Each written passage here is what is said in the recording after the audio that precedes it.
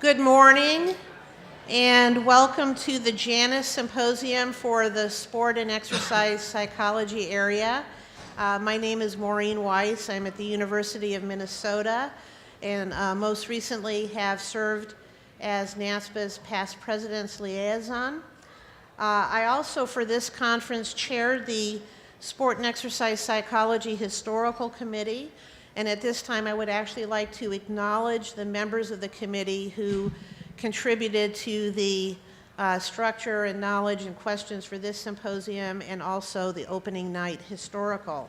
The members of the committee were Glenn Roberts, Thelma Horn, Larry Brawley, and Alan Smith.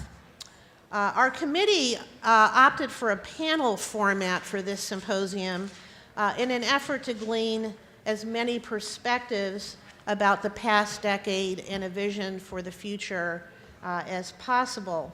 The panel will respond to a series of questions that were developed by the historical committee and were provided to the panel participants beforehand. So it is now my pleasure to introduce Glenn Roberts, who will be moderating this session. I'd like to say a few words about Glenn, my colleague and good friend for almost 40 years, I guess, Glenn. Yes. Glenn is the longest serving member of NASPA. And he was at the organizational meeting in 1967 when NASPA met before the AFERD meeting in Las Vegas. So he was indeed on the ground floor of helping to develop our organization. He has served on several area program committees over the years. He served as president of the organization in 1982 to 1983. He was the senior lecturer in 2002 and then named a distinguished scholar of NASPA in 1998. So on that note, and to keep things on time, please welcome Glenn Roberts, who will now introduce the panel members and orchestrate the session. Glenn? Thank you. The panel will have 2 to 3 minutes to react, and then after the first 3 questions, we're actually going to open it up for audience participation. You can ask questions, you can make comments. I will keep you down to 1 minute, and just to let you know, and the panel, I'm going to be the moderator from hell, so I'm going to keep people on time.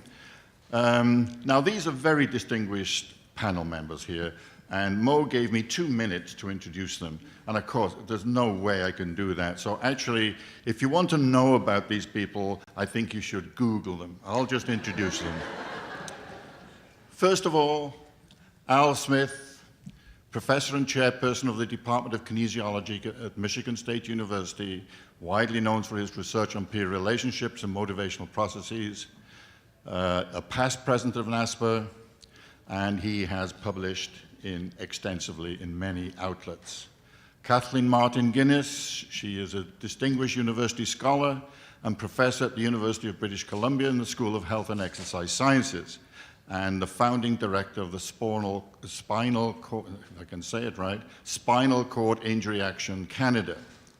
She was a senior scholar of NASPA in 2012 and has published extensively. Diane Gill, at the end, is a professor of the Department of Kinesiology at the University of North Carolina at Greensboro. At UNCG, she has served many roles, including associate dean and head of department, and she was the Linda Arnold Carlisle Distinguished Excellent Professor of Women's and Gender Studies.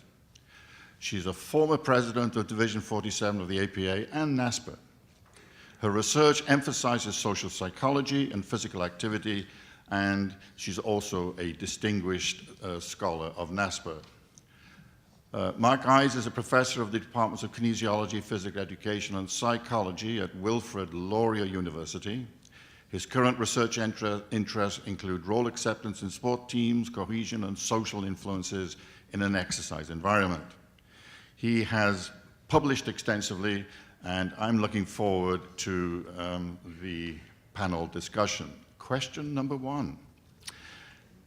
In the last 10 years, what research has had an impact on your work And has it changed how you think about or conduct your research? Diane?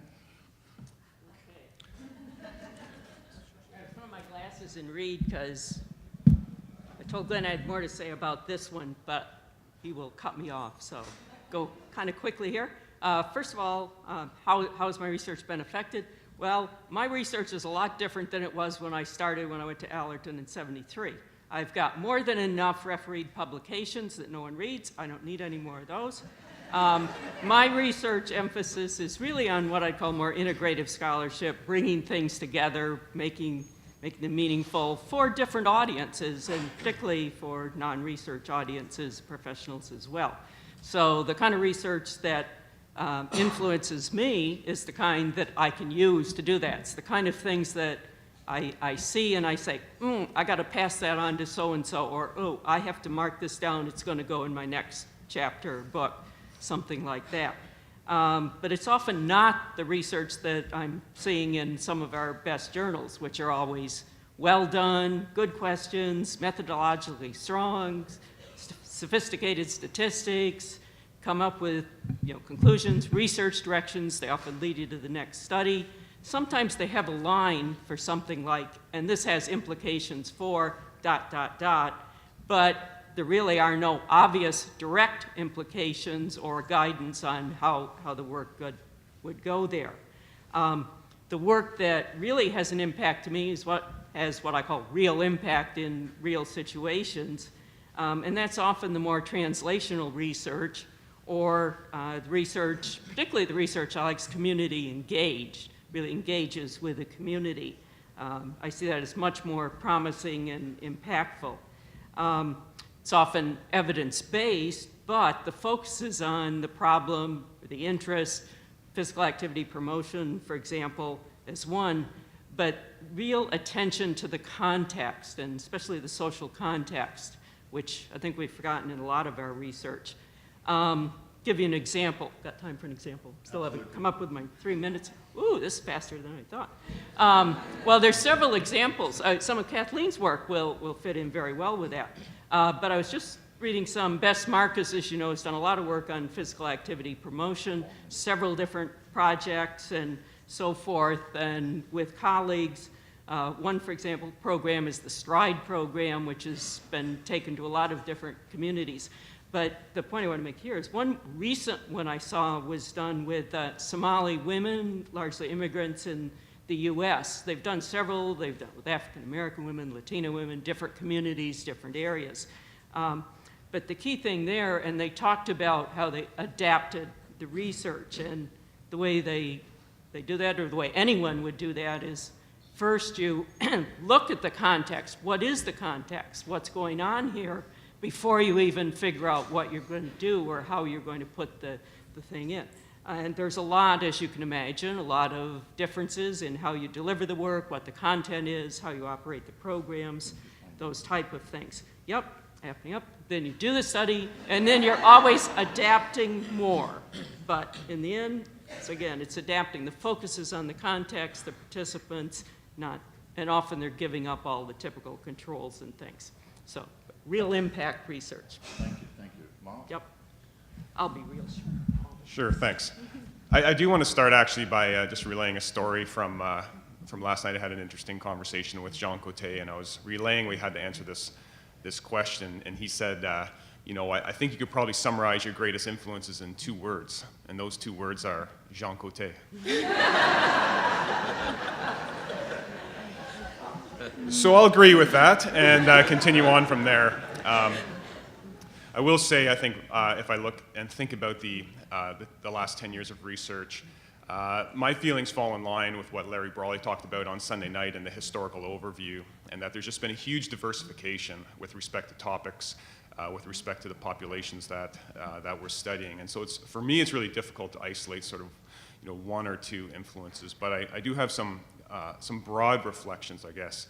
The first, I've been really lucky in my most recent position to be joint appointed between kinesiology and psychology. And what's that afforded me over time is a real exposure to a lot of different areas of research.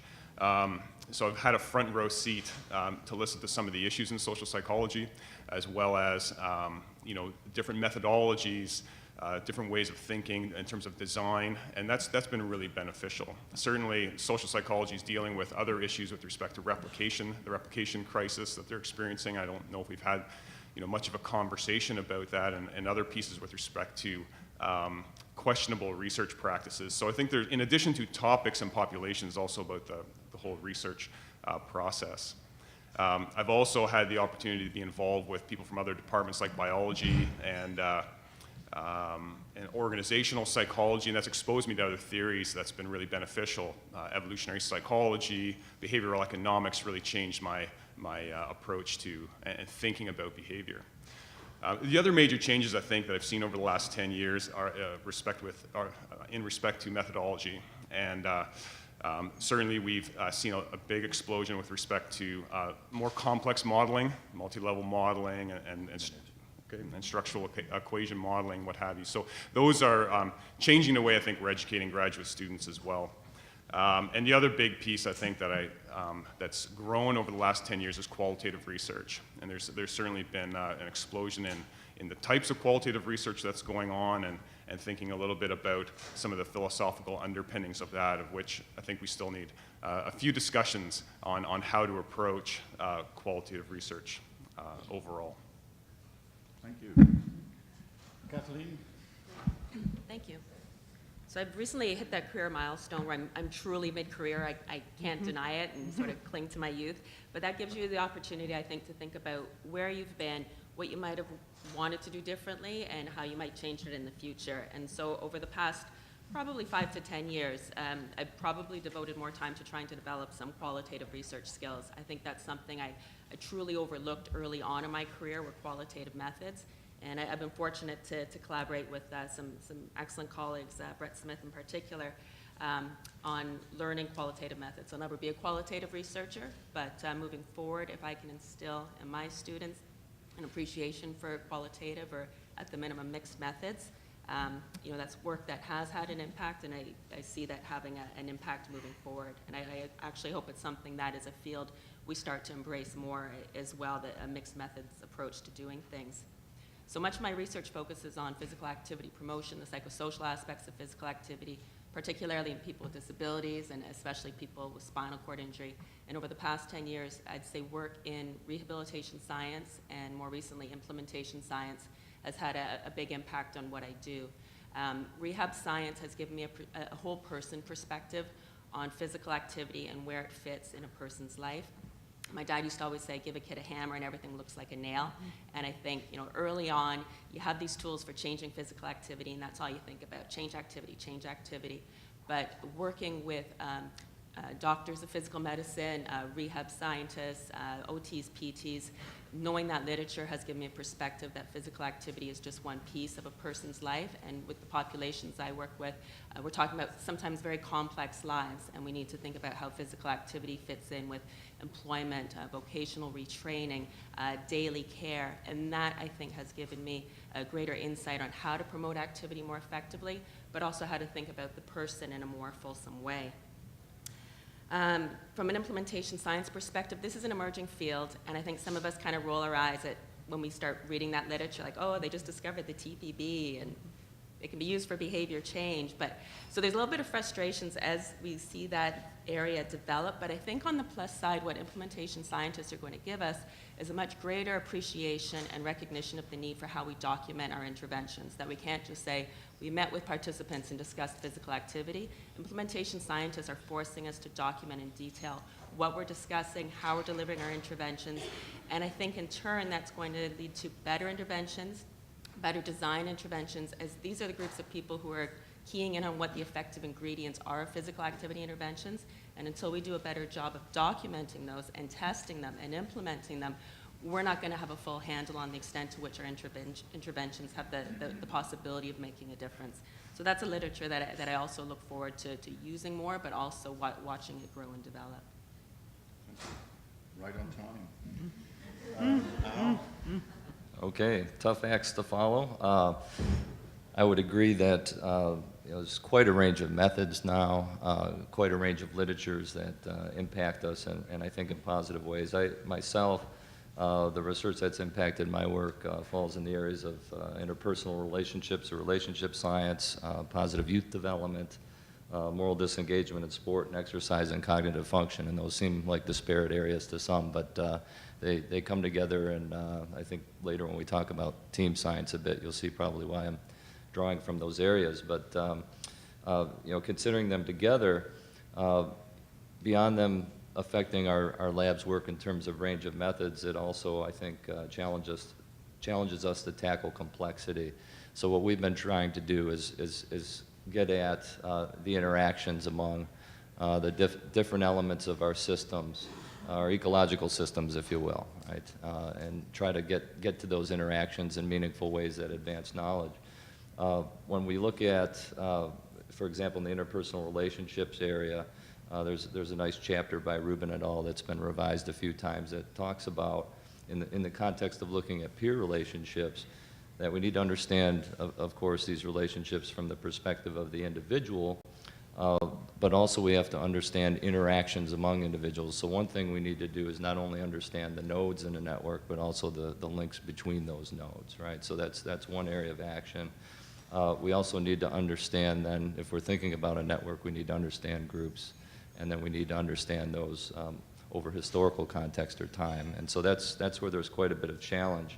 But one challenge we have is, for example, I notice in a lot of the literature, we do use, for example, Bronfenbrenner's ecological systems perspective, or person, process, context, time perspective to inform the work. And I think I was paying attention, Mo, yesterday in your session when you were reacting in the symposium, and you referred to it as a heuristic perspective.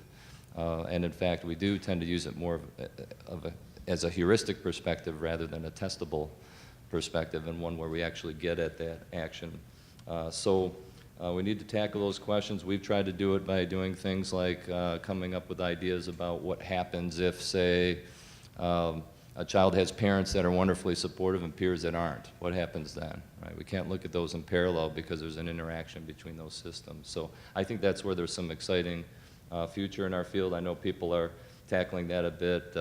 Ben Jackson did a nice job with his talk yesterday as the early career scholar. I know Sophia Jowett's here at the meeting, and others who are doing work in that area. So. Thank you. We now move to the second question, and this is one near and dear to my own heart. How has the role of theory affected your research work? In today's contemporary research, oh, thank you, yeah. I have a Jim voice, though.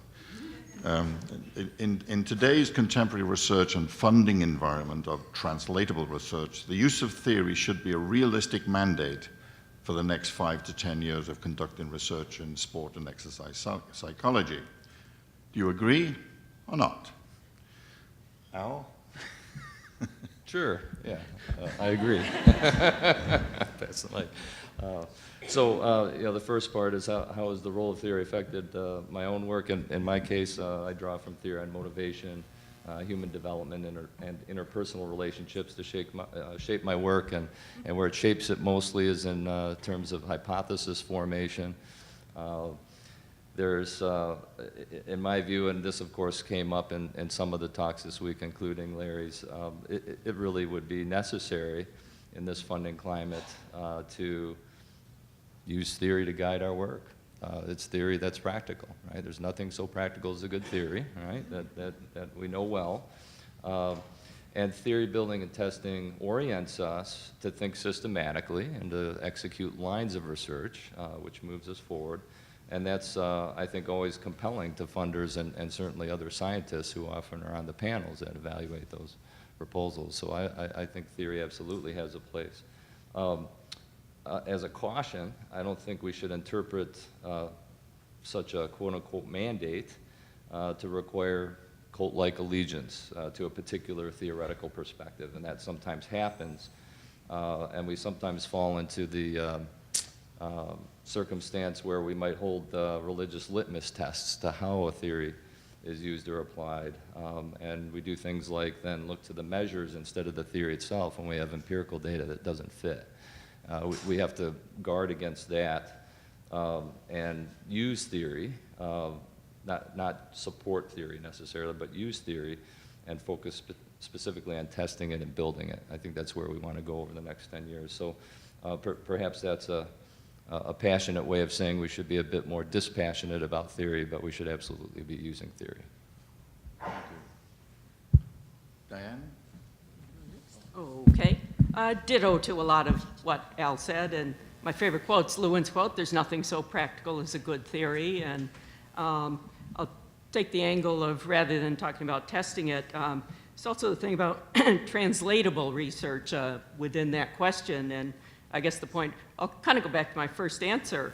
There is nothing so practical as a good theory. What translates best is theory, not the facts, not the specific research findings, and that's really what we need to do. The kind of research that's translational research or engaged research are the theories, the principles, the guidelines that we can take in and then adapt to different situations. Use an example I use with my classes. Self-efficacy theory is one of my favorite because it's elegant and it's very impactful. And basically, as you know, self-efficacy predicts behavior, but the key to it is how do you change self-efficacy? You use the sources.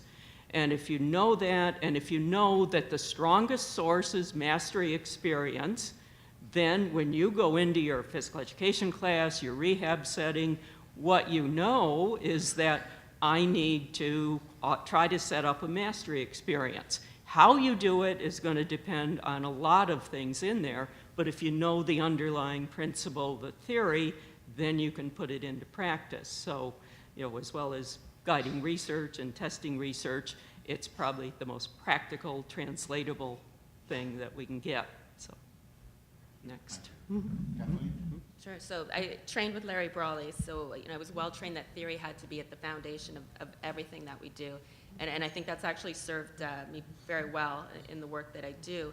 But I've also been trained that theoretical integration and evolution are inevitable, especially when we're working with very similar theories, and each one only explains about 35% of the variance in physical activity. So for me, that's meant that I've never fully committed to any one theory, but rather I've selected different theories to use in different studies based on my research question. And I actually think we're at a very exciting and interesting time for theory development in our area. So I'm a co-author of Psychology of Exercise with Kurt Laux and Steve Petrozello, and we're just starting to look ahead to our 5th edition. The first edition was written 17 years ago, and we're at the point where we think we need to completely tear down the 2 chapters on theory. Like, I think we're finally ready to put the TTM to bed. Relapse prevention model, no one's used that in ages. Stimulus response theory. And we talked about it, maybe the last edition, it was almost time, but I truly think we're at the time now to get rid of some of our theories, and we're seeing new theories emerge. We're seeing, health action process approach being used, theoretical domains framework, some of the self-regulation theories. So I think we're showing confidence in our own field that we're at the point that we can start developing theories and models truly designed to look at physical activity behavior change, or at least to do true theoretical integration and apply those existing theories to our questions. So that's really exciting, I think. The other thing that I think is exciting ties into the emerging field of implementation science, where we're finally distinguishing between theory-inspired research and theory-driven research, and recognizing that just because a study says it uses a theory, it doesn't mean it actually used that theory. And I do have to wonder if we've been knocking our theories and knocking their value, not because they're bad theories, and I don't think they can do everything, mind you, but we haven't been testing them properly. And implementation science work is going to force us, I think, to document how we operationalize, how we implement, and we're finally going to be able to test these theories properly. And maybe they're doing better than we think they're doing. Maybe they're not, but I think we're finally going to know that answer for sure. Thank you. Mark? Yeah, and I would agree with everything that my colleagues up here have said in the last three sets of responses. It's certainly an essential, the use of theory is an essential mandate. And one of the things that I really like about coming to NASPA as an organization is that I find probably more than some of the other associations that I would go to is that the use of theory is really valued. And you see that across presentations and posters. So I think yeah, perhaps with some exceptions, we do a pretty good job of considering that. In preparation for responding to this particular question, I went back to a Coleman Griffith address that was given by Bert Karen back in the 90s. And what the general thrust of that address, which was put into paper form, was that there's a need to integrate theory, research, and practice. And one of the things that's fairly evident in that particular paper is that this is not something new that we're talking about. This stretches back hundreds of years. It starts with Coleman Griffith, and not starts, but one of the examples with Coleman Griffith in the 20s. It's reiterated by Kurt Lewin. Nothing so practical as a good theory. It's been reiterated in our own field in the 80s. Bob Weinberg talked about it. Larry Brawley, Dan Gould in the 90s talked about it. So this integration is something that's ongoing. And what's actually interesting about it, I think, when you go back to that quote, it's been cited twice. There's nothing so practical as a good theory. Is actually, I like the longer piece of the quote because I think it really illustrates the need to integrate the three pieces. So I'm just going to read it to you because I think we cite the last part of the quote, but there's more to it. And so the actual quote starts with, "Many psychologists working today in an applied field are keenly aware of the need for close cooperation between theoretical and applied psychology. This can be accomplished if the theorist does not look toward applied problems with a highbrow aversion or fear of social problems, and if the applied psychologist realizes that there's nothing so practical as a good theory." And so I think the earlier part of that quote is really important to keep in mind as well. The other piece that I will just highlight as well, I serve on committees, the Social Science and Humanities Research Council of Canada, in terms of the evaluation of grant applications for funding. There's a huge component related to theory. If there's no theoretical background to people's grant applications, it gets bounced. And so this need for theory on a lot of levels with respect to our own work, our grant applications, and ongoing is really, really important. So I see it as an essential mandate moving forward. Thank you. Yeah, this is something that's near and dear to my own heart. I think theory gives meaning to data. I mean, it's that simple, frankly. Now we go on to the next question, and number 3, and that is, in several disciplines, for example, health promotion, disease prevention, team science is gaining a foothold because bigger, multidisciplinary research questions can be addressed. Traditional sport and exercise psychology has not embraced this direction to a great extent. Is this avenue a possible future for sport and exercise psychology? If yes, can you suggest in which areas? Kathleen, can you kick off? Sure. So I actually disagree with this. I think that, and I'll speak from an exercise psych perspective, and some of my colleagues might speak from the sports psych perspective. I think that for 20, 25 years, many exercise psychologists have been doing team science work in clinical trials and randomized controlled trials of physical activity in a variety of populations. Cancer, multiple sclerosis, children with developmental coordination disorder and other disorders, arthritis, aging, spinal cord injury, obesity. So I think there have been a lot of people doing that. And one of the ways we elbowed in there early on was because of the things that psychologists have been traditionally good at, which is measurement and statistics. We work alongside our physiology colleagues who don't necessarily have those same skills. And from my experience anyway, that was a good way of getting in there and being part of these bigger teams and moving things along.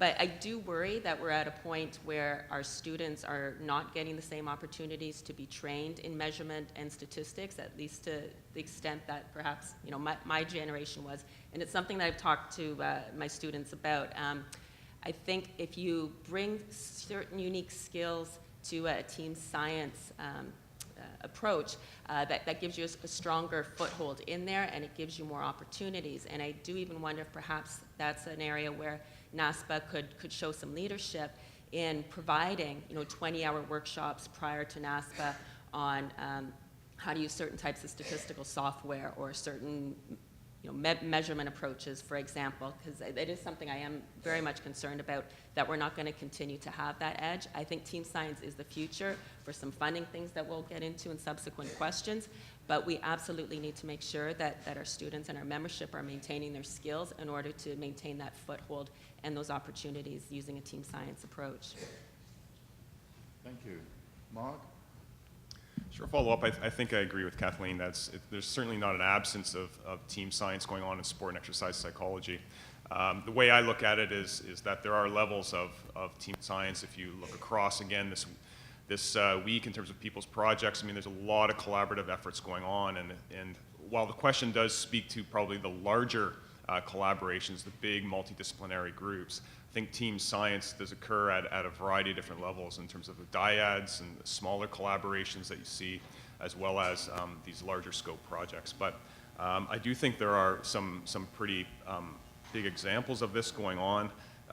There's a coaching training program, the PAPA project in Europe that does bring together a bunch of researchers from several different countries looking at coaching education. It's just one example. I think there's 5 countries involved and several researchers.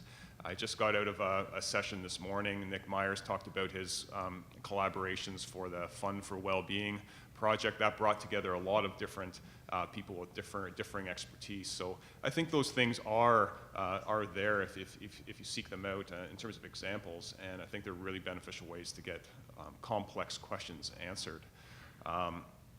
There are advantages and disadvantages. National Academy of Science has put out some recommendations and thoughts about team science, and certainly there's a lot of benefits to it in terms of bringing different expertise to the table and different opinions on task-relevant information.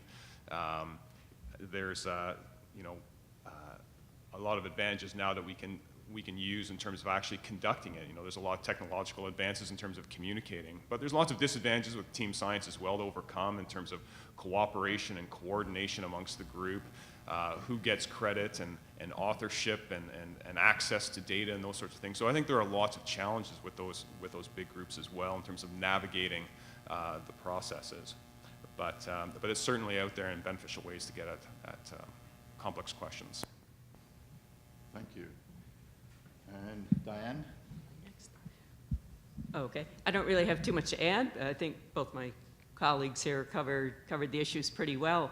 I think there is a lot of team collaborative things going on already, different levels, as Mark mentioned, and I think of smaller teams and crossover. It's getting out of sport and exercise psychology into other areas. It might be with other people within kinesiology, with our exercise physiology people, with sports medicine people, or the larger ones, and Kathleen spoke to this, the physical activity and health, any areas there are bound to be team science in some sense. And as Mark pointed out, there are also a lot of challenges in it, and Kathleen addressed those too.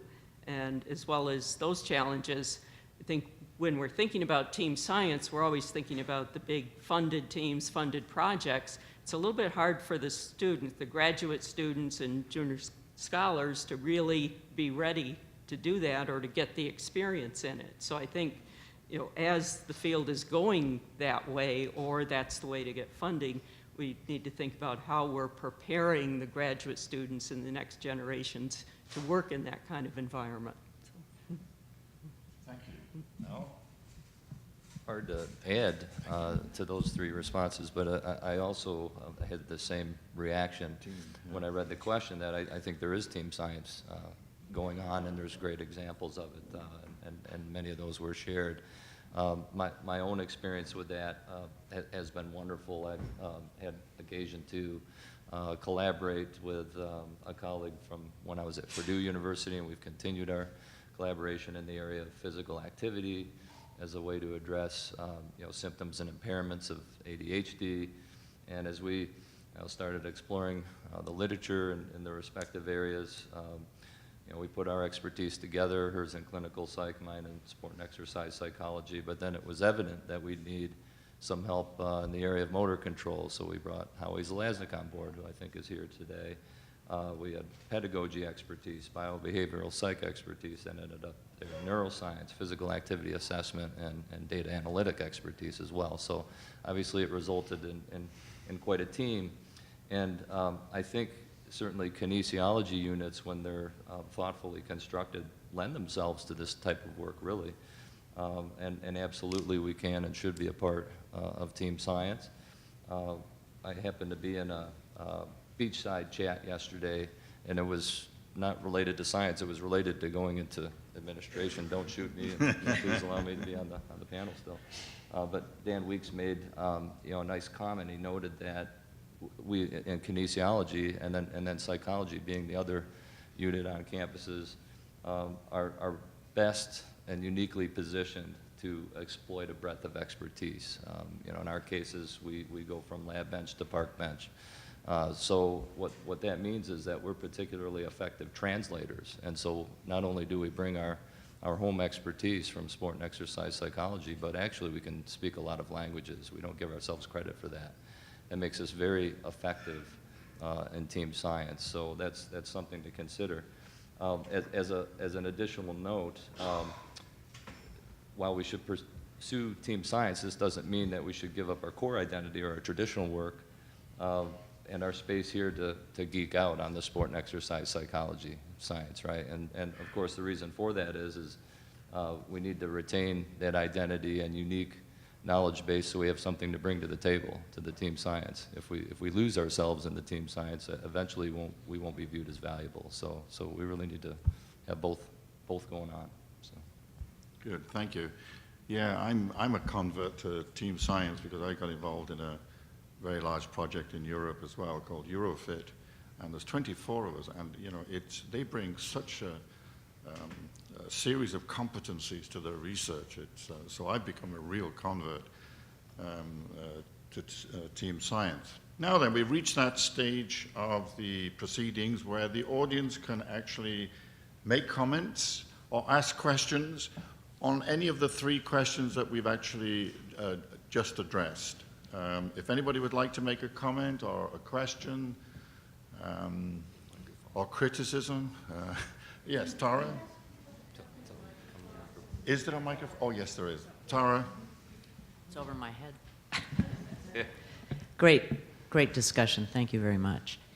I want to quote myself in an article for Brett Smith's journal a few years ago on methodology, and I was coming off Clinton's comment about the economy when he was in office, and it's the issue, stupid. And I think when we keep what's the issue we're studying in mind, then a lot of these other issues go away, all right? So, for example, the role of theory. I don't know. Where are you in the process of your research? The theory is helpful, needs to be adjusted, you're developing theory. So a mandate for theory, to me, is like, it's the issue, stupid. Where are you? Okay, unless we're just going to always take theory from somewhere else and use it. But if we're going to generate our own or do whatever, then we need to see where we are. That also controls the methodology. So, and Kathleen, welcome to Mixed Methods, that's wonderful. What method are you going to use at the time? It was really great to see all the presentations and mixed methods being used within a study. Mixed methods can also be used across a line of research. So you use quantitative here and followed by qualitative, quantitative, qualitative. Where you use which one depends on where you are. Okay, so I think that kind of clarifies some of that stuff. The other thing with mixed methods is it almost ensures, if you do it right, ecological validity. I felt when Bob said the other night about motor learning after the first decade or whatever had no application to anything, I thought, God, I'd kill myself if that was, this generalizes to that lab, but that's it. So to avoid that, if you go into mixed methods and you get the information from the participants, you're ecologically in the ballpark. So it's the issue, stupid. Then I think that clarifies development, theory, methods, whatever. The other thing, Larry Brawley's... Thank you, Tara. Yep. Thank you. Okay. Does anybody else have a comment to make? Yes. Yes. I just wanted to make a comment also about the team science or interdisciplinary teams. and work that's at the kind of intersection of disciplines. And it requires a lot of work, and I don't think that our journal editors nor our reviewers have necessarily kept up with that, because you're going to need then experts in terms of reviewing from these different kinds of disciplines. And we can't necessarily all know some of the statistical kinds of sophistication that's being used, or some of the engineering technology, when more of us are including engineers in our research, and other theories that we may not be knowledgeable on. We can go to in the old days, it really was go to the library if you were a reviewer and didn't know about a particular kind of article. Now it's just a click away, but it seems like reviewers still aren't clicking away. But that only takes you so far. So it's my comment, but I think also my question: how do you get editors and maybe editors to pick the right reviewers to keep up with some of this intersectionality in terms of team science? Thank you. That's a good question. Does any panel member have a comment on that? Well, I can. Okay.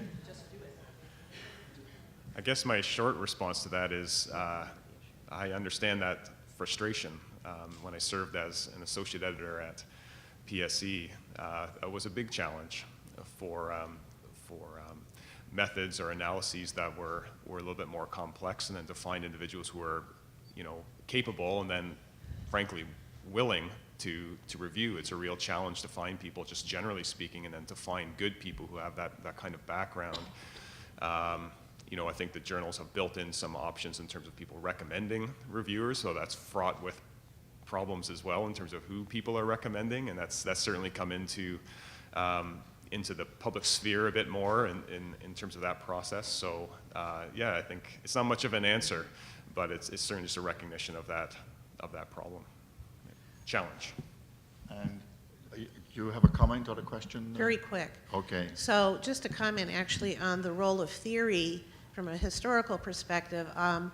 I think that a paper that was published by Dan Landers in 1983 made a big impact on our field. Whatever happened to theory testing in sports psychology?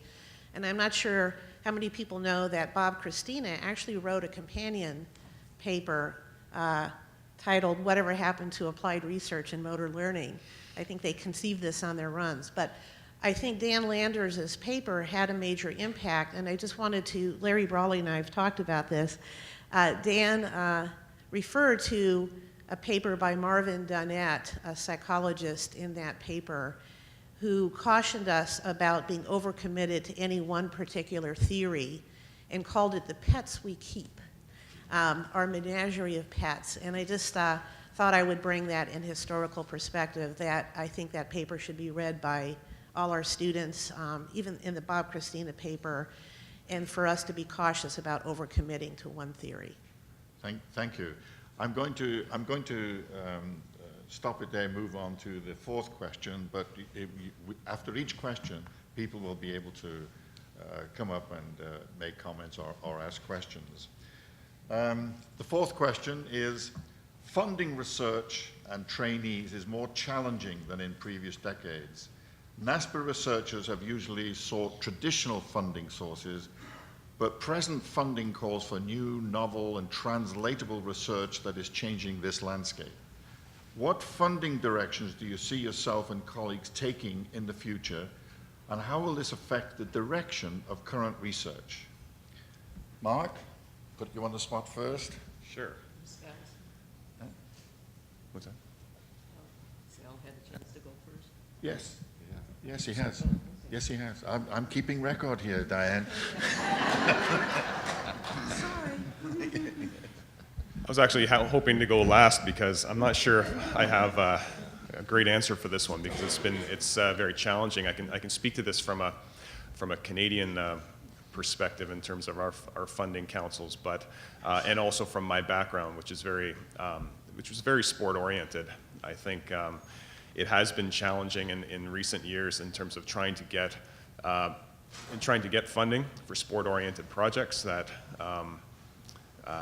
that have it as its main focus. And so, you know, when we look at, in particular, the Social Sciences and Humanities Research Council, I'm not entirely sure what the success rate is for everyone who's doing sport research and going toward that area, but I know that just through conversations with people, it's been very, very challenging. I think what people have resorted to is to try and couch sport research within some other models, whether it be organizational psychology, trying to frame it differently with respect to physical activity involvement, right? So rather than saying we're doing this sport research for sport's sake, it's actually, you know, couched as a physical activity, health. We can't do health in the SSHRC ones, but to try and frame it differently than actually just looking at it in that manner. And so I think there's a trend more now toward exercise psych. You see sport researchers who have translated their interests into more of an exercise scenario, which I think is one potential result from that. But I do think there are other options, and certainly we found that in our own lab.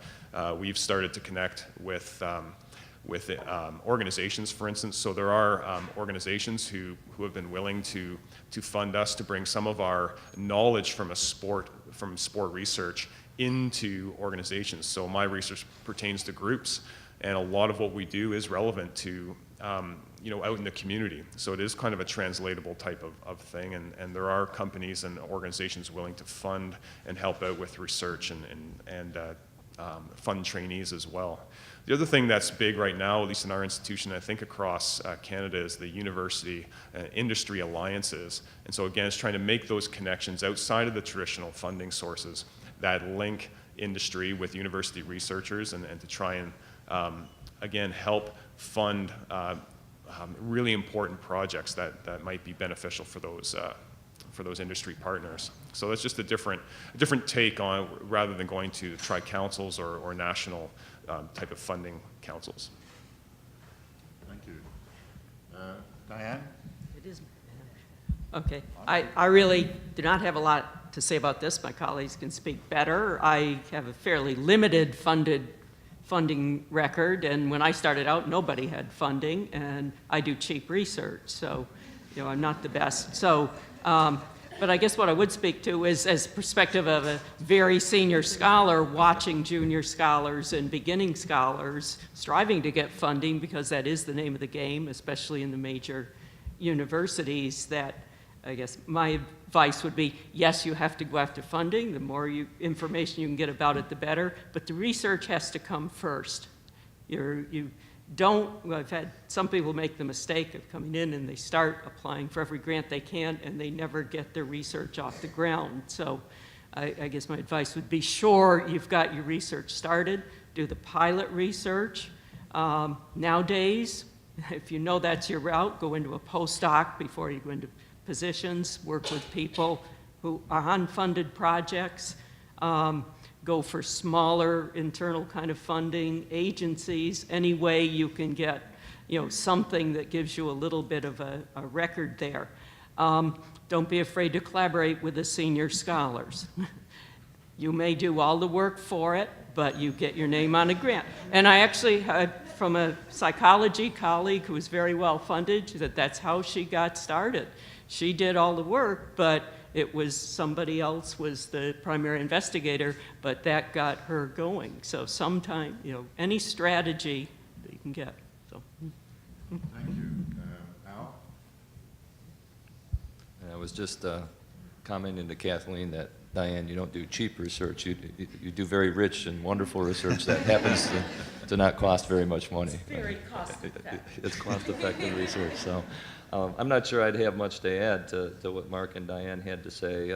Part of the question was, will pursuing funding in some way veer us away from you know, our field? And I would disagree with that. I think it'll just meaningfully broaden the types of work that we're doing and enrich the questions and issues that we're trying to tackle right now. So I don't see it as necessarily a bad thing that we might pursue funding in some new or novel areas.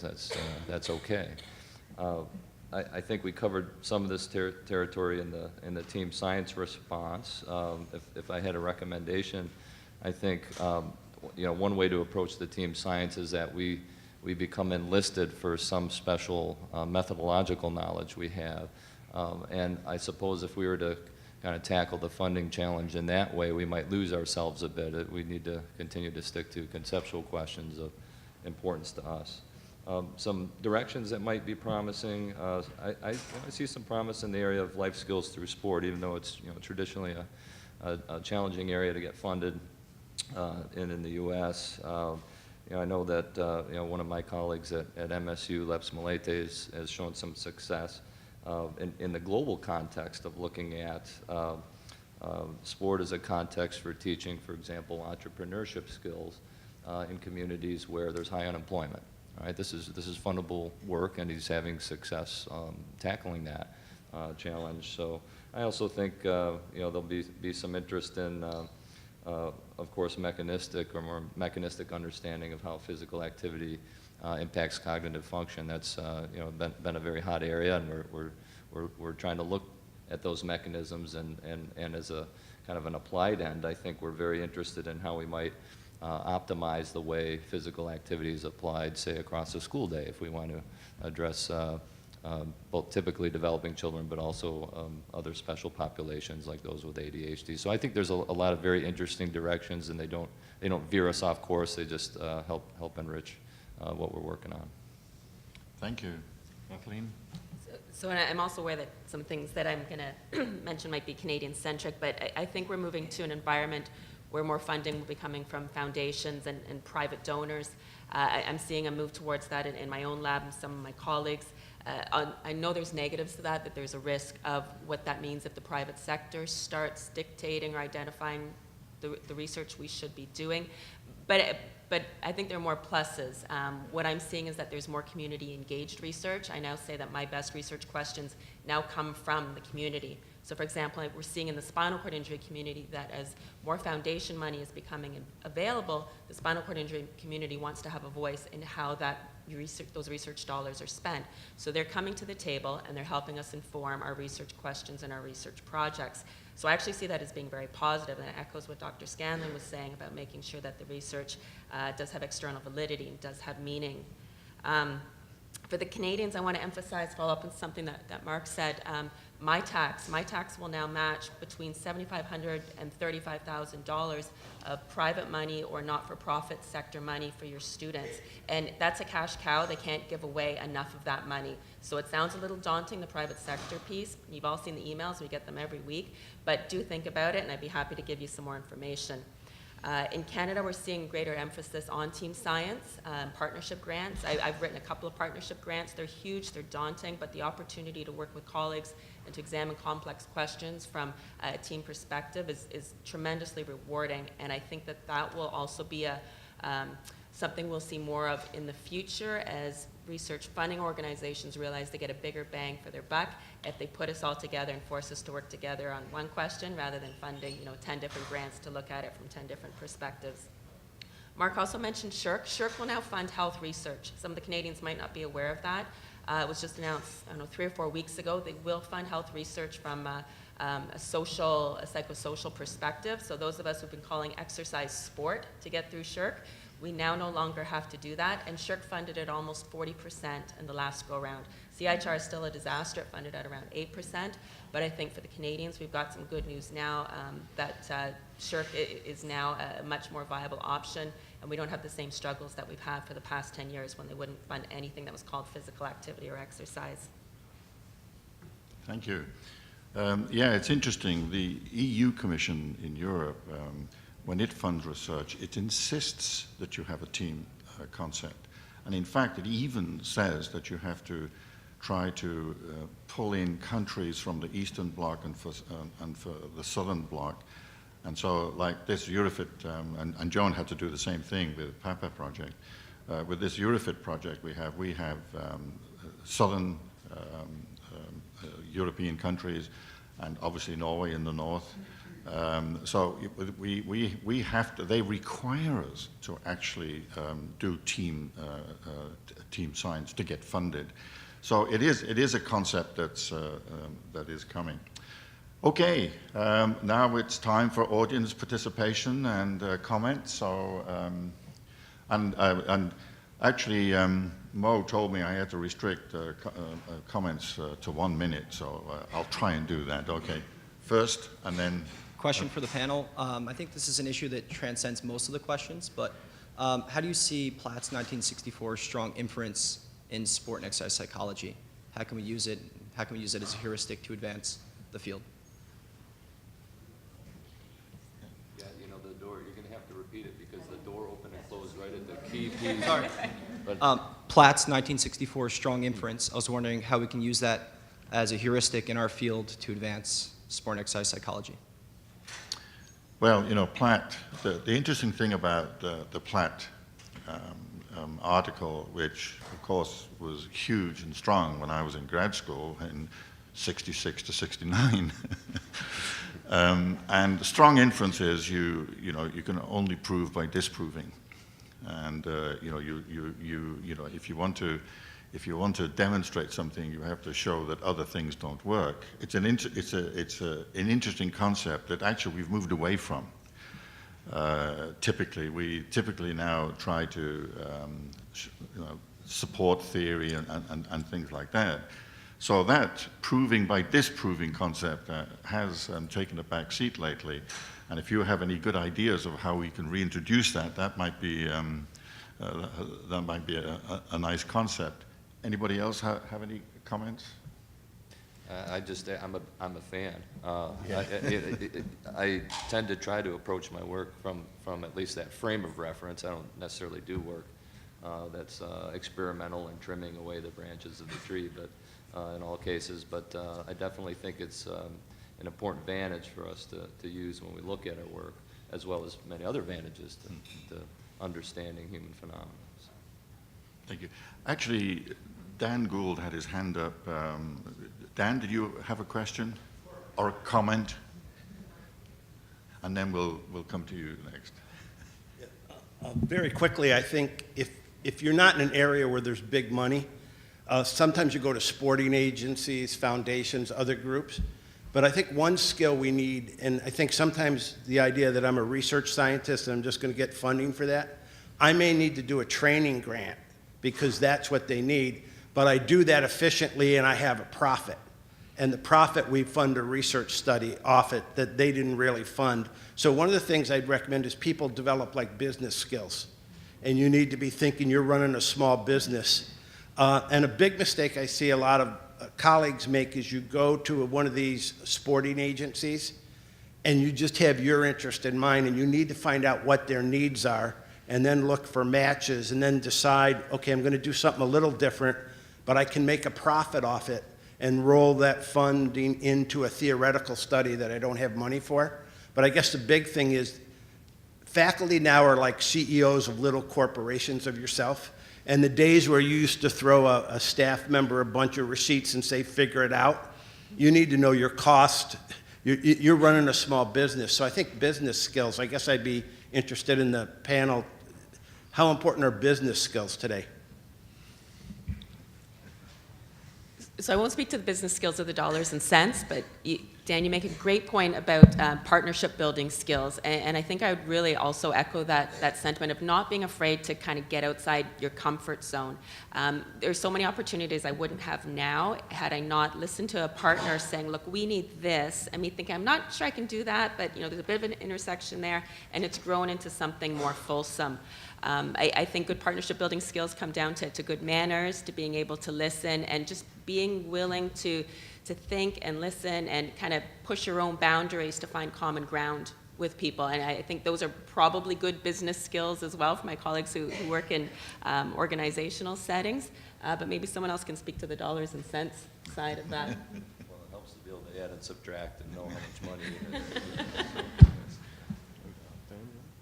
Just quick comment. not much about the dollars and cents, except you need to know where they are, where they're going, even if you're not the manager. I mean, having been in a department where some things happened that shouldn't have happened in terms of finances, I mean, you need to have a handle on it, even if somebody else is handling it, so knowing your budget. I like the point Dan made that I just want to reiterate that about whether it's going to an agency, an organization, whatever, find out what their needs are before you go, kind of thing. Find out more about them rather than taking your thing to them. I thought that was great advice, so just wanted to get that. The only thing I'll follow up on that comment, Dan, as well, is that what I've learned over the last 5 to 10 years is that what we do has a lot of value out in the community, and I think sometimes we undervalue what we can offer. So we're learning that right now with respect to organizations. The information we have with respect to teams and motivation and all sorts of other concepts are really interesting to people out there. And so whether you're a sport psychology consultant or you're working with organizations, I think we have to value ourselves appropriately, and then there are perhaps some creative ways to then feed that back into your research programs if that's the way that you want to go. But certainly our field is contributing a lot. I'll let you ask your question, but I must admit I had a rude awakening when I was with this project, because the accounting procedures with major research grants these days is just horrible, and we even had an audit that cost 80,000 kroner, which is about almost $10,000 that we had to take off the grant to run the audit. I mean, the dollars and cents side of it is a big issue, and in my university, the financial office has been learning on the job. You had a question or a comment? Yeah, I'm going back to the kind of team science idea again. So we hear a lot about team science in terms of working with biologists or neuroscientists or psychologists who aren't in sport and physical activity. But I'm wondering if you think that team science that more involves social sciences like sport history and sport philosophy and sport sociology have the potential to help us earn funding to study sport without having to over-rely on maybe some of the more objective health outcomes of sport. Or if you've seen it happen successfully. Well, I think the example I gave before of the work on exploring sport as a pathway to develop entrepreneurship skills, that is a collaboration between sociocultural and international perspective as well as our sports psychology work. There is a reality, though, of where the money lies, and certainly in the U.S. context, the money lies in health, right?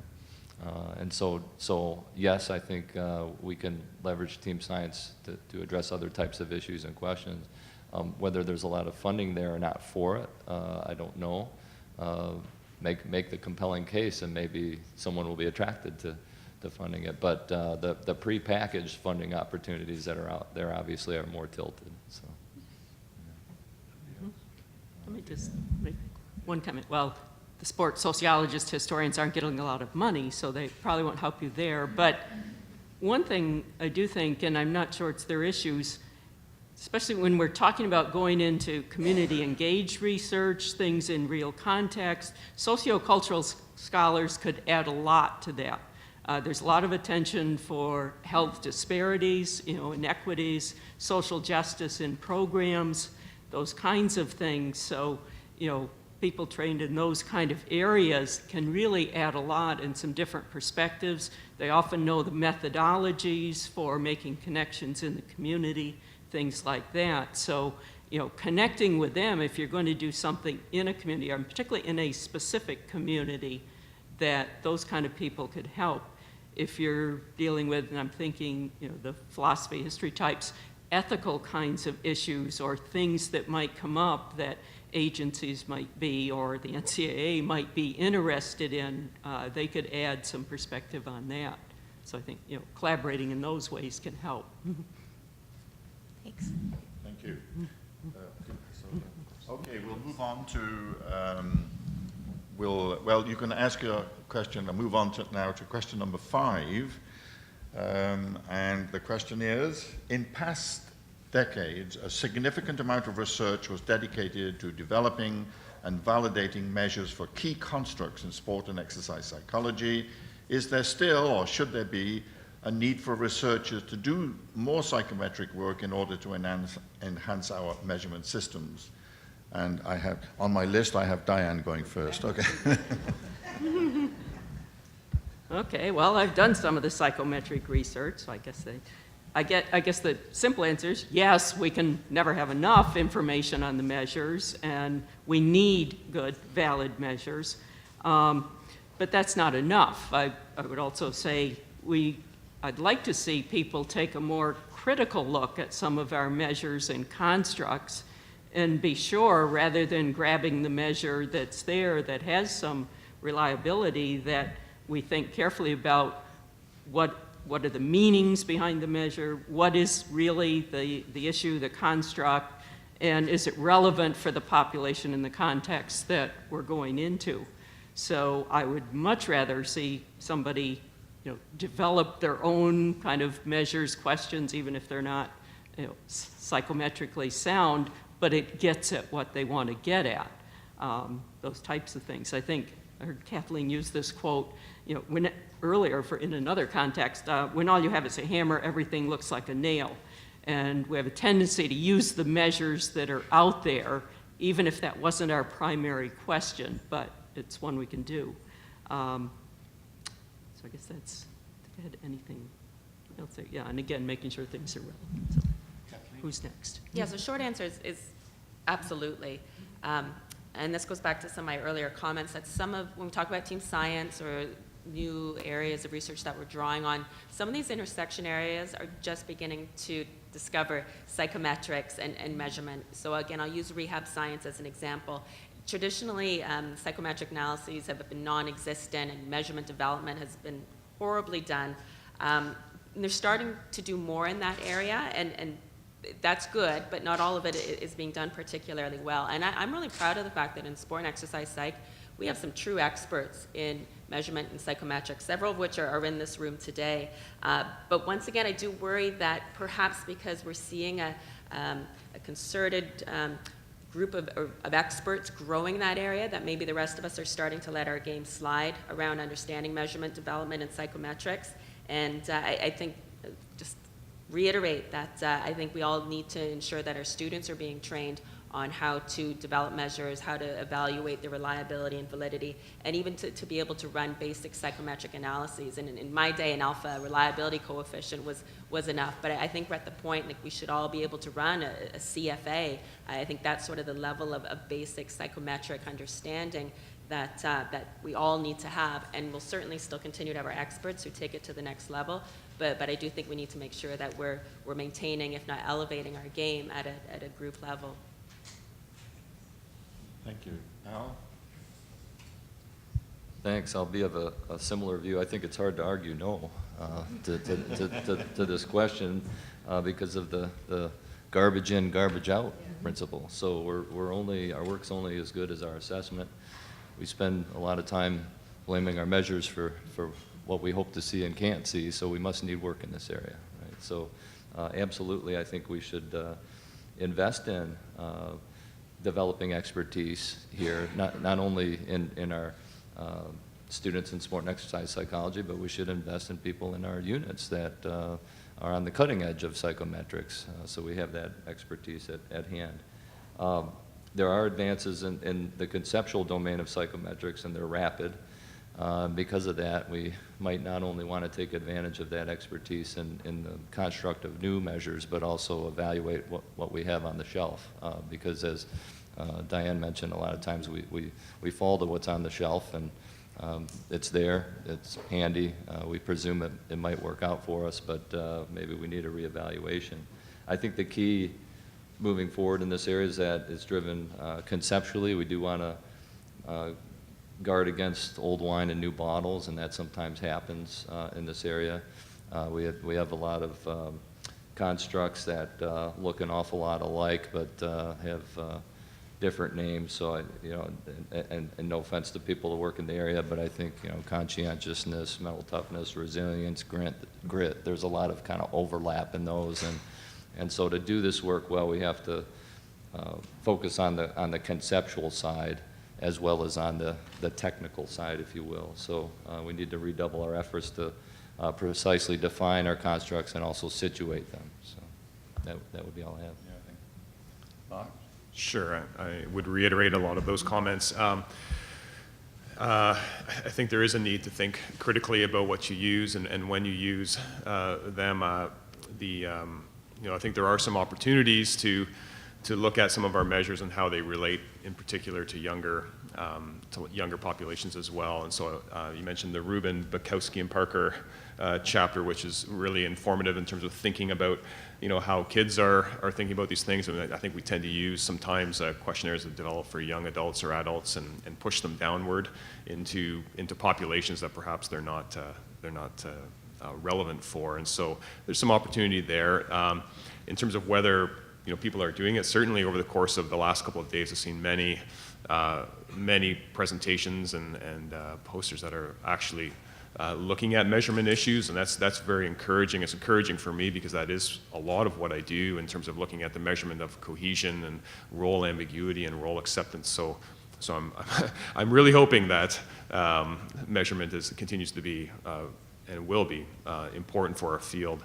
I do want to raise, though, I think there is a little bit of a challenge for those of you who are interested in measurement development, is that it's not a real sexy topic. And so we have run into roadblocks at times in terms of funding, because it's not something that I think a lot of people, it's not super interesting, I think, to a lot of people, even though it underpins our research. And we have even run into cases where journal editors have come back and said, not here, thanks. We would like something a little bit more interesting. So to make measurement sort of the core research question or research that you're doing sometimes can be a little bit challenging in terms of actually communicating it or getting funding for it. And I think that's wrong, frankly. But it does challenge you if that's something that you think is really important for your own research. Thank you. Any comments? Any questions from the audience? There's that gentleman over there, and then we'll have you second, if you don't mind, Scott.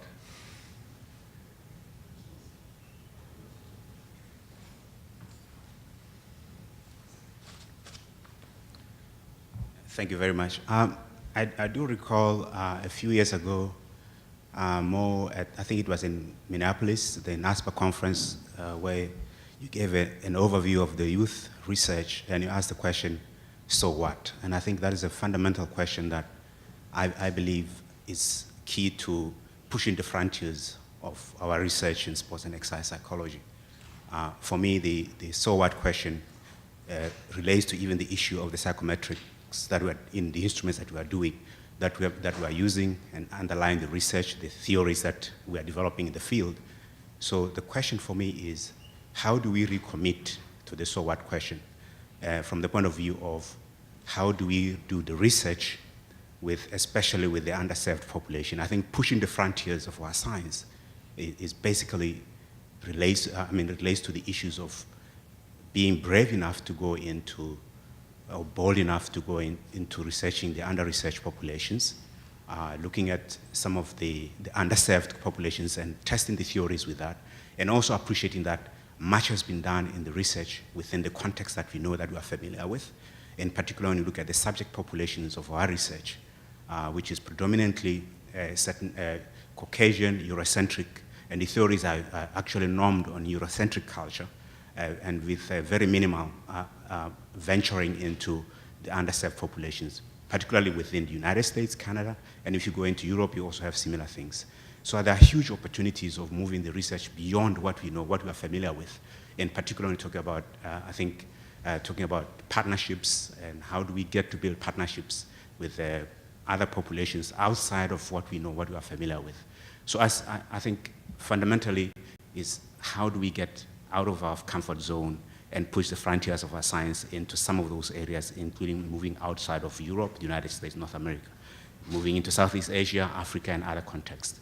I think that is fundamental. Yeah, the rest of the session will be devoted to that question. That's a huge one. Anybody like to address it? Good. Right. Quick one. Okay.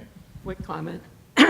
Thanks for the comment. I mean, really, I think our field has, if anything, gone away from looking outward and looking at different things. In relation to the measures, it's making sure they're culturally relevant for wherever we're going, and most of them are not, you know, if we're going anywhere different.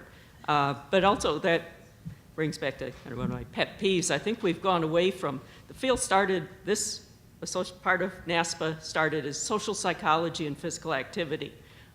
I don't see a lot of the social anymore, you know, kind of thing, and I would really like to see a lot more of that, and again, thanks for the comment. Yeah, a lot of people don't realize that the culture of children is so much different from adolescence. I always remember one of Dan Gould's comments that, children are not miniature adults. Well, when you extend that to cross-cultural research and so on, the difficulties get huge. Any other comments? Scott? Actually, my comment is related to the previous speaker, I think, and because it's such an important issue. First, I'd like to thank the chair and your group for very thoughtful responses. There's a crowd of people here, and I wonder what your team up here, what they think the future kinesiologist should be like. What skills, theoretical, computational, analytic, what kinds of skills is the future kinesiologist going to need? I asked that question because about 30 years ago, I was approached by the head of NIH regarding neuroscience. That neuroscience is an interdisciplinary activity, just as kinesiology is. And there was a concern that was becoming stagnated, or stagnant, rather, would be the better word. How do we bring in new ideas, new concepts? And networks were mentioned. Mathematical tools were mentioned. So that's one aspect. The other aspect is I remember many years ago, I had a student who wanted to take a course in robotics or engineering, and the psychology department at the time said, no, our students just stay within the department. And that caused me to erupt slightly. But it also caused me to act and start something different. So these issues of transdisciplinary research, team research, the crucial aspect of having the problem drive the funding, which is absolutely crucial. All of these things feed into what our image for the next 50 years of this wonderful topic, the topic of animate movement, in all its many manifestations. What is the future kinesiologist going to look like? What skills are they going to have? What skills are they going to have? I mean, we heard how epigenesis might impact social understanding. We heard how behavioral economics might have a role. So all of this kind of thing, you see, is that going to change the curriculum of physical education and kinesiology? Thank you. Al? Thanks. As the chair, I can pass on, yeah. Very good. I think it's a great question, and in fact, as I recall, our committee had wandered into that territory a little bit, and we had decided to stay away from that sticky wicket. Exactly. Yeah. So thanks for bringing it back into our consciousness. That's an excellent question, and you framed it as what will the future kinesiologist be, and I think a lot of us in the room are thinking, well, what is the future sport and exercise psychologist going to be? But you know, what you're highlighting for us is the importance of identifying with kinesiology. Sometimes we don't do that. Sometimes we identify with our quote-unquote parent of psychology and forget that, you know, kinesiology is the meaningful organizing construct for us. So. Mm-hmm. You had to persuade psychology that was important. Right. So you know, myself, I think importantly, the process of movement must be part of this equation, and I think we've lost a little bit of that. I think a lot of us trained in sport and exercise psychology, we might know a bit about physical activity intensities or things like that, but we don't actually know about coordinative properties or movement, and we have a lot of colleagues here that do. We should probably do a better job of kind of crossing into those areas and collaborating and understanding. Certainly there's the technical side in terms of you know, data analytic savvy. There's nice approaches that are going to enable us to better answer longitudinal and more complex questions, and so our students today need to know that. We need to up the game, as Kathleen had said before. And we need to know theory. We need to know social psychology pretty darn well. As Diane said, the social maybe gets lost a little bit, and certainly grounding ourselves in theory tied, you know, to our social exchanges and not just say health behaviors would be quite important for us to be effective kinesiologists. That's just a few opinions off the cuff. But now, who do I get to pass it to? You don't want to touch it, okay. Diane? Just quick things. I mean, that question could take us here for 3 hours or something, and you brought it back to kinesiology, which actually there's a question of how much sport and exercise psychology, broadly defined or around the world, connects with kinesiology anymore. I do, but I connect with, and you mentioned physical education, of course. I come from a physical education background. That's probably pretty rare in this room. You have to be around my era to have come there. But I identify with kinesiology, but not all sport and exercise psychology people do. So we've got a division, you know, pulling us in different ways. Within kinesiology, if I consider myself part of kinesiology, how integrated is kinesiology? We keep losing parts of that too, so I'm not sure it still has a coherent sense there. But that's a much larger issue, and I don't know how to address it, but I won't be there in, you know, that long, so my department will last long enough for me, but I'm not sure. Where does sport and exercise psychology belong? It's a bigger kind of question, so anyway. Mark, no, okay. Well, any other comments from the audience? Yes, one more. Okay. We are getting to the end of our time. Yeah. I'll be quick. Okay. So I just wanted to comment on my good friend Mark's comment about the sexiness of measurement work in sport and exercise psychology. And I'd just like to remind everybody that I think the journals in our area might have differing levels of interest in measurement work, and that's certainly true. But there's a journal that I've been involved with for the last couple of years, Measurement in Physical Education and Exercise Science, where we think it's extremely sexy. And there's some folks in this room, Patty, Deb, Whitney, Moore, who are trying to encourage sport and exercise psychology to send that work to our journal. Thanks. Okay. That was a commercial.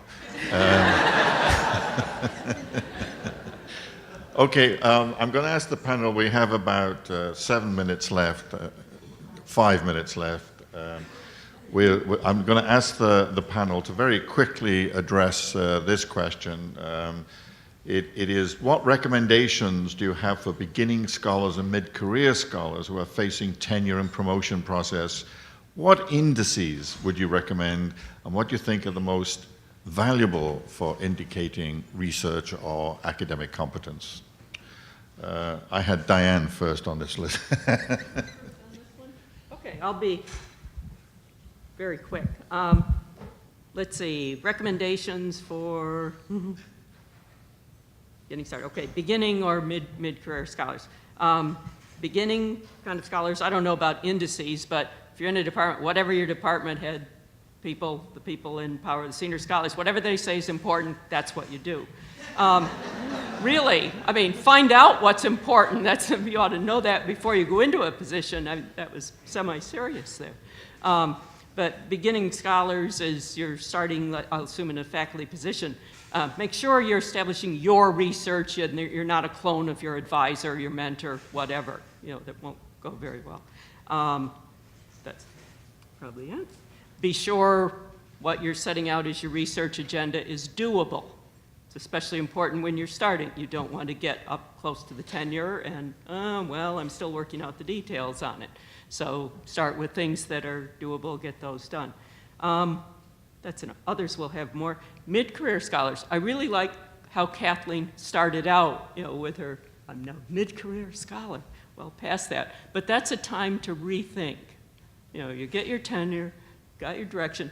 Do I want to stay on this line? Are there other things I'd like to pursue or pursue new methods? So I guess that would be my advice for the people who've got past tenure, mid-career, kind of rethink. Don't be afraid to try new things. You have some security, but that's it. Keep it fresh.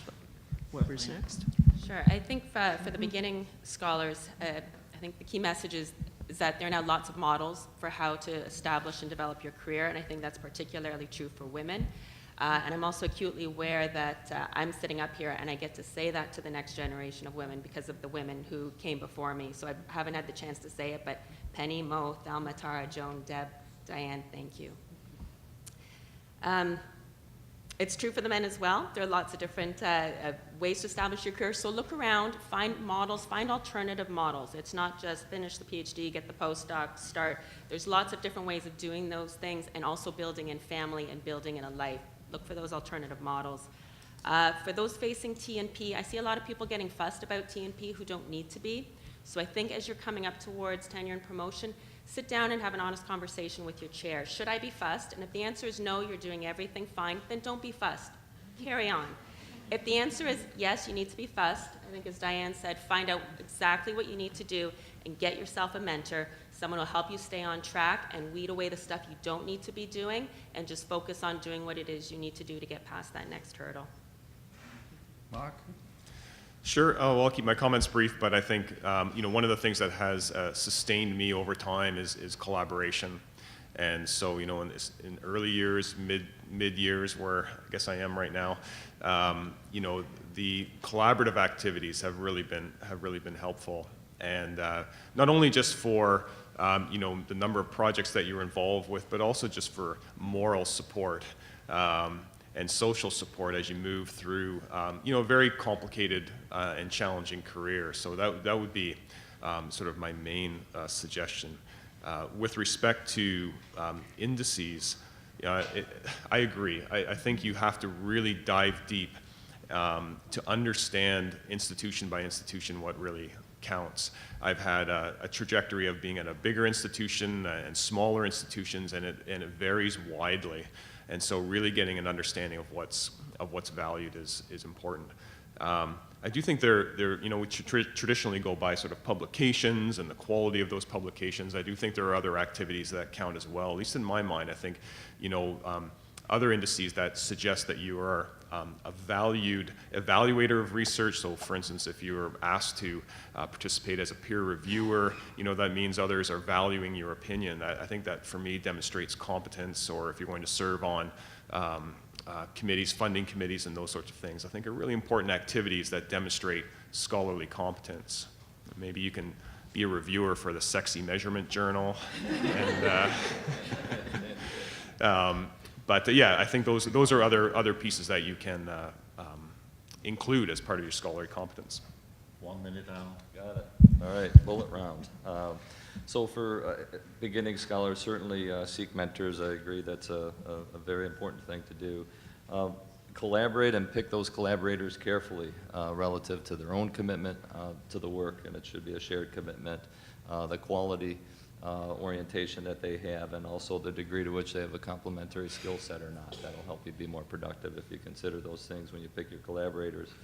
Focus on quality first, but do pay attention to the game, because what gets measured is what counts, and you need to be aware of that. But quality first. I like Dan Gould's comment earlier on a small business mentality. You need to know your market, know the product, and evaluate that product, and think about that relative to your funding. Think about that relative to running your lab and considering your broader institution as well. For the mid-career, I do think it's a great time to expand risk-taking in your science and to move beyond the comfort zone, and you may already be doing that, but you have an opportunity to expand on that. Do keep your eye on the game, and don't take a breath, because the field will pass you by if you do. I'll leave it at that. Okay. Well, it's my pleasure now to thank the panel for their very thoughtful responses. And at the beginning of this conference, I noticed an awful lot of people going around with first-timer on the bottom there. And so I said to Diane Whaley, I said, you know, you need to make one for the last-timers. And as this is probably going to be my last NASPA, it's a great way to finish. And it's been a great journey. And so thank you, panel. Join me in applauding the panel. Thank you. Thank you.